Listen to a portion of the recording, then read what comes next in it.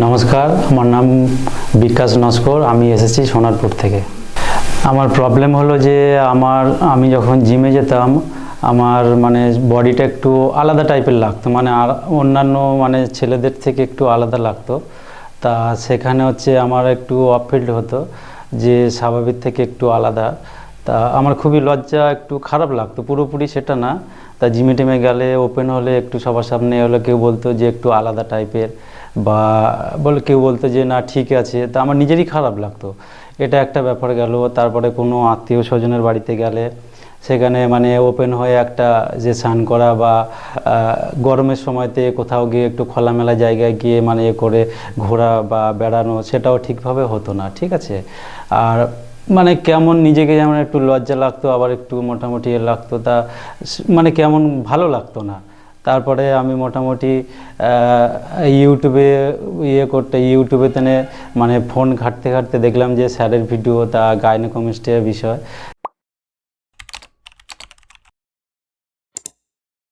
তা এগুলো দেখলাম যে না, এগুলো একটা রোগ বা একটা অসুখের মধ্যে পড়ে।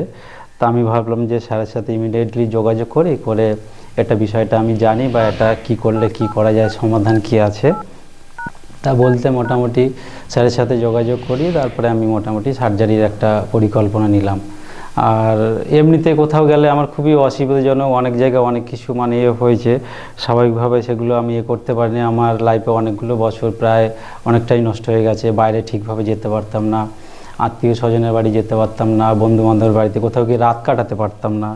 এরকম একটা ব্যাপার। কারণ কোথায় গেলে যেহেতু ওপেন হয়ে যেহেতু ওয়াশরুম বা স্নান করার একটা ব্যাপার আছে, এগুলো ঠিকভাবে করতে পারতাম না। কেমন একটা আলাদা একটা খারাপ লাগতো।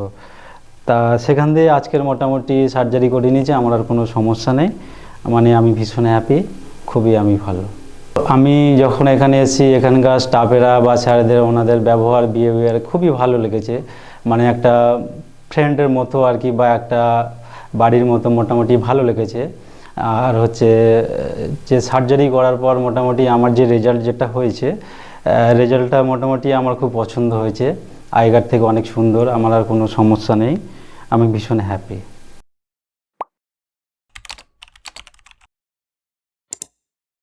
হ্যাঁ, যেহেতু আমি যেটা ফেস করেছি, আমার লাইফে অনেকগুলো বছর নষ্ট হয়েছে।